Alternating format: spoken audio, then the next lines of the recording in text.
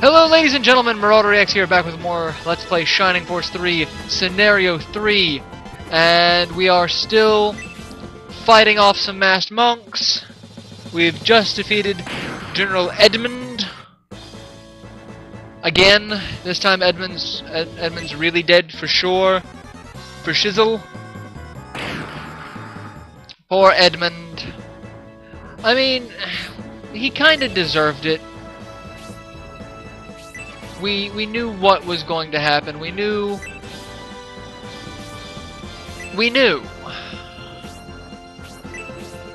He made his bed. At least he had the sense to, to accept it. He dealt with everything that was coming to him, kind of gracefully. And why the hell not? Let's level up Isabella some, shall we? Because everyone's taken a little bit of damage.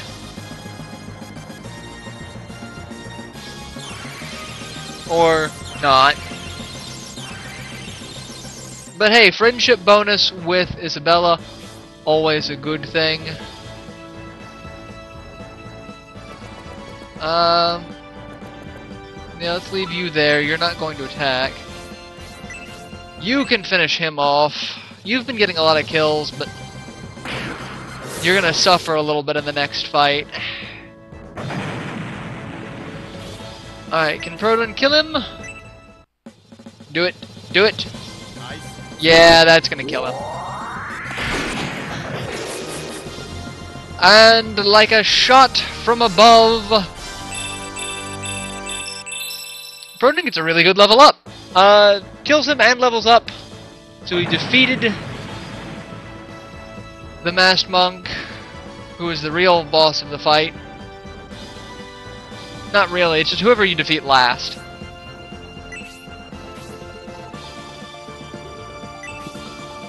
Rainbow test, where the Bullsome Shrine. Yep, that's where Gracie is trying to go. And I love how everyone's just now asking if that's where Gracie is supposed to go. From the Destiny set 1,000 years ago. Yeah, first things first, we've got to deliver Lady Melinda to Prince Median. And stop what would be a terribly tragic incident. Once we get there, you'll see how tragic a situation we avoid. And there's Brutus. Let's do this like Brutus. And Harold joins us for the cutscene. So at this point, Garvin has just died in the tank, which means Median is probably at this moment fighting the reserves. Which, why is Yasha here then?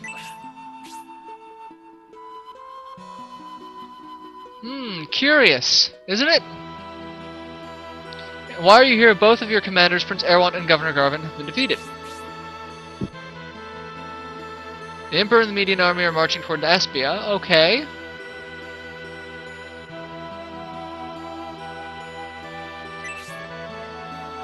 So Median's force is just as powerful as Symbios's force, is the gist of that. But he's come here to receive Lady Melinda from Prince Majoron. But Prince Majoron... Yes, even Brutus raises that question. Like, Melinda's with Julian. Something's rotten in the state of Denmark.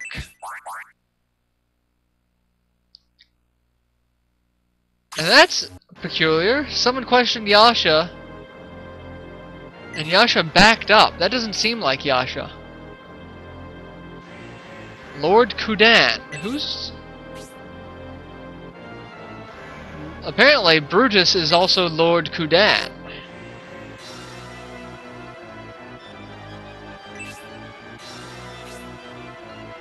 How could Yasha not know Lord?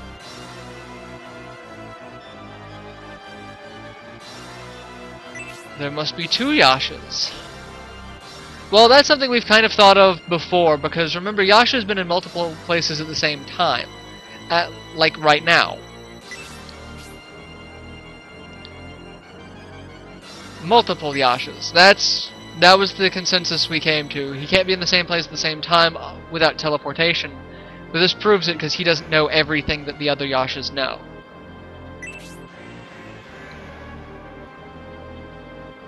Is assigned and carries out their mission from the Master. And they serve Emperor Domeric.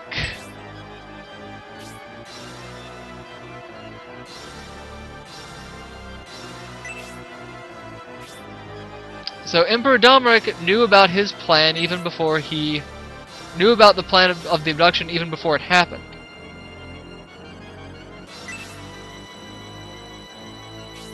But who is this Lord Kudan? Because he's the more immediate problem, isn't he?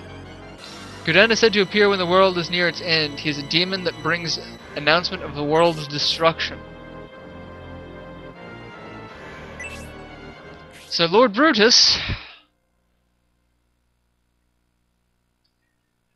has been dead for some time, because that night that Harold spoke about where he heard a scream and then Brutus started acting funny, but at that moment acted like nothing was wrong, was possessed by a demon.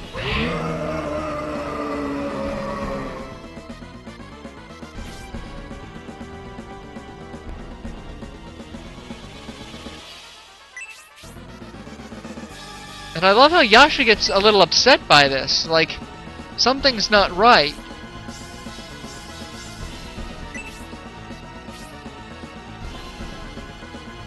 And I love that woman over there is I love because of how the relation to the text makes it seem like Harold's a woman. But I mean, he's got long pink hair, so not judging, not judging. So now at this point, the two forces who technically were opposing, there's Kudan, who gets special text. They're going to form an alliance to capture Lady Melinda, because if Domeric has that amount of knowledge, then maybe he could be an asset to Bolzone. So they're going to lend aid in capturing Melinda. Yeah.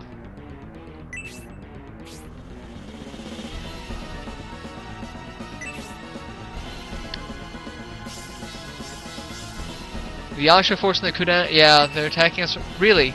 The north? Thanks for pointing that out, Brisby. You're a tactical genius. Alright, so this fight. Oh lord, this fight. Let's look around and see what we've got. There's Yasha. A lot of HP. Alright, we'll get to them in a second, because they're new. All the old crap. 4 Pegasus Knights. Minotaur.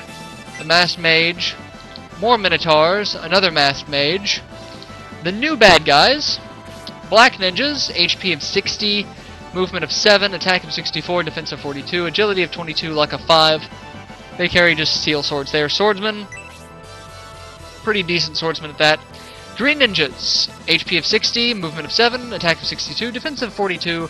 Agility of 26. Luck of 5. They use shurikens. They are the ranged units, but the shuriken only has a range of 2, so my archer outclasses them in range. Purple Ninja is a caster with Blaze level 3 and Confuse level 1. Confuse is probably the more devastating spell in this fight. HP of 60, MP of 36, so they can cast it a couple of times.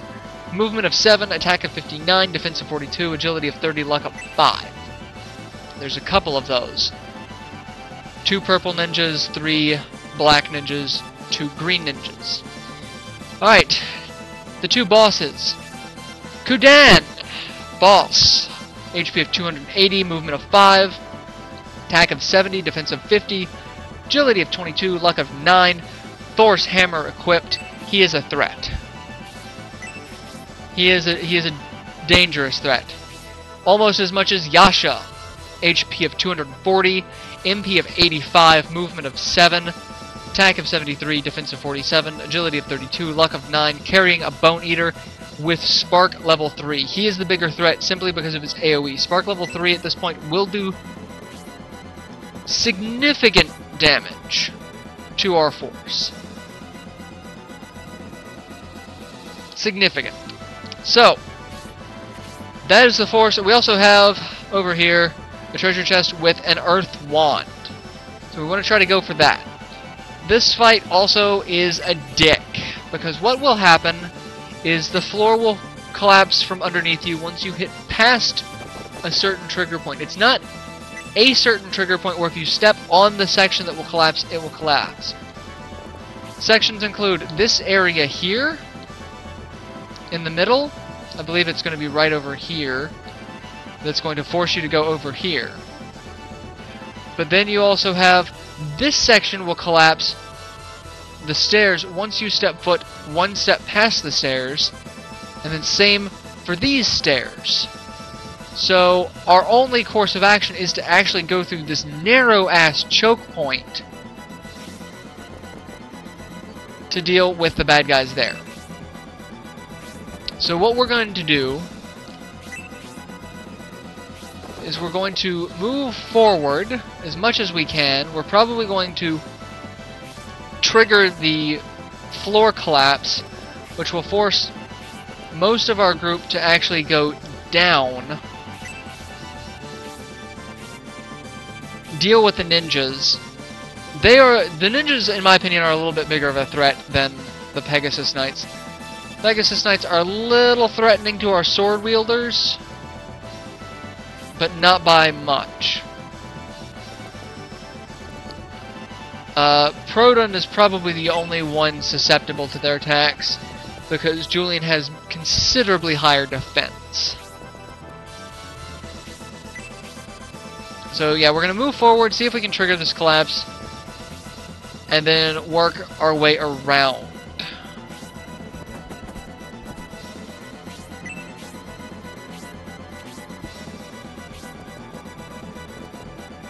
And the downside is, I mean, there's a lot of downsides to this fight. One, I don't seem to have my red dragons that I got from the last ruin, but I don't know if I have to go to my headquarters first. I don't know. Alright, so this entire section is going to collapse now. As you can see, there's a pathway leading up. And it is a narrow pathway. But we're going to let the ninjas and the Pegasus Knight group come to us. And we're going to kill them. We're basically just going to dump everyone down here.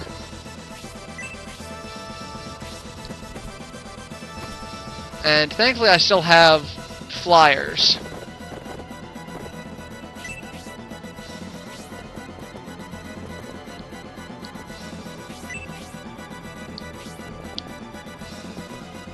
Alright. We also want to make sure we keep Melinda kind of toward the back. We don't want her to get too close. And the ninja goes in with a spinny attack, throwing shurikens. He missed what would have been a more sure thing, doing damage to Honesty, and instead missed completely attacking Dawnhorn. And Julian levels up, 16. Pretty decent level up for him.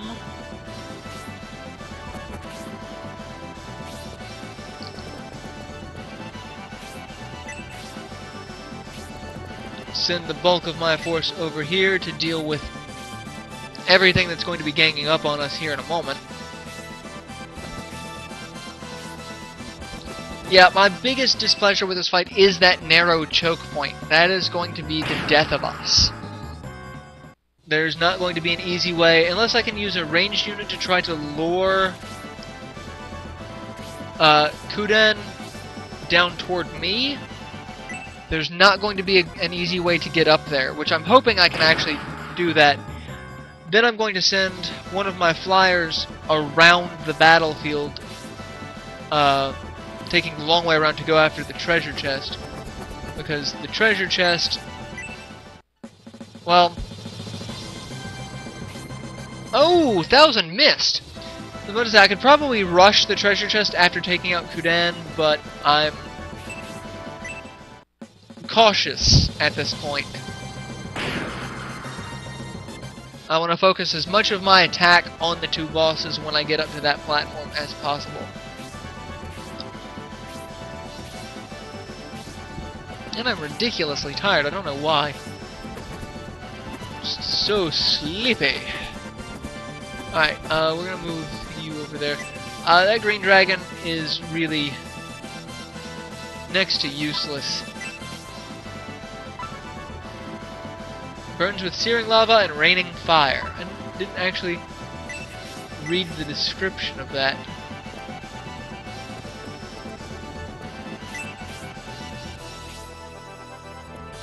And you're gonna get the kill. With a drain! It goes down the drain.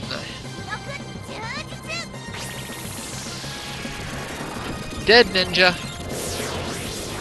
I love how when they get hit, they, you know, do a backflip.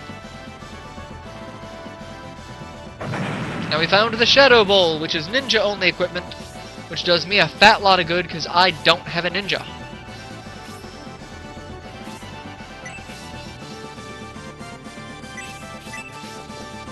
Alright. I'm gonna take you out. Because I knew she was going to kill whatever she attacked flying-wise.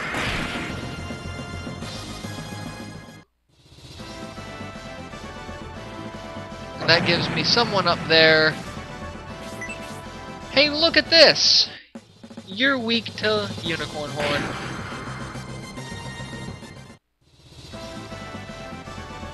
So I really got just a ton of inappropriate jokes in the back of my mind just now. I'm a terrible human being. Alright, so I'm gonna send a small force over this way to deal with these guys, which will probably be our lance-wielding units. Dead ninja! I love how the dragon breath, how it bends when it hits the ground and just kind of travels along the ground. Nothing. I could sell the Shadow Bowl. But that's about all I would do with it, is sell it. Alright, who's been hit? You've been hit. Not that I really need to, that's one hit worth of damage. But it levels her up, so fantastic. I was just planning on some XP, I wasn't planning on a free hit. Or a free level up, I should say, not a free hit.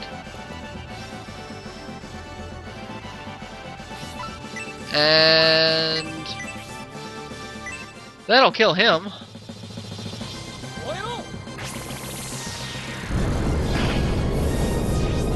Dead Pegasus Knight, 21 XP, which is good because Proton just leveled up, so we want to make sure we keep him on par with the rest of the class. And the Pegasus Knights go after Gracia. Bull Zone forces will target Gracia. It's yay for exploiting enemy AI.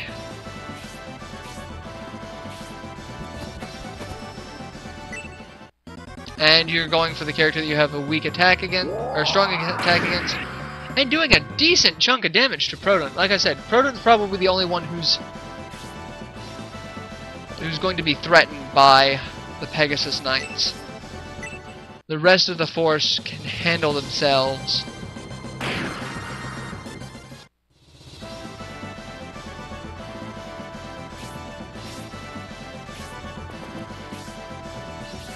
Come on over, boys.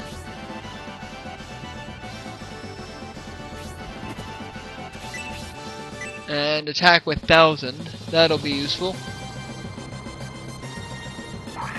With Breath Geyser, which I was confused earlier. Looking over character stats, I actually could have swore that Breath Geyser was 1000's level 3, and that he got Tail Bomb, a breath attack and breath geyser. But no, he just gets...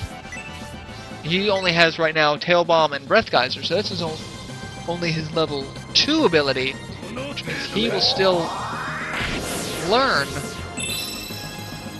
a special attack, and Leon just learned Mega Wheel, fantastic. But I mean, I wonder if he will get a level 4 special, because while he does have another weapon listed according to the various sites, the various guide sites, it makes me wonder what his stats are going to be in the end. Like, will he get another, like, a level 4 special, or does he not get one? Is that... I'm curious.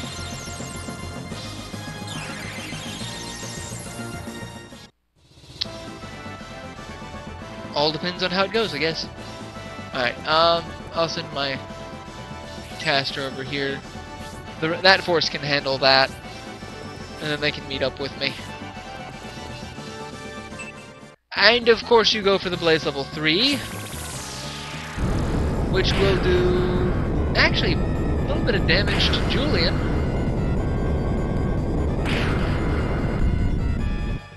It's more of an annoying attack than anything else. But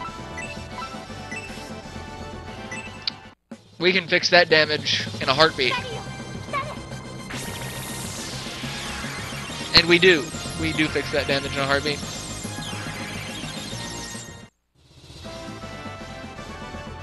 So now we just continue moving forward. Attack and kill the Pegasus Knight. And dead Pegasus Knight. And a level up for Kate. Fantastic. And I'm at 22 minutes. So you know what that means. It's time to bring this episode to a close. So I will see you guys in the next installment, in which I continue this fight. Till then, later everyone.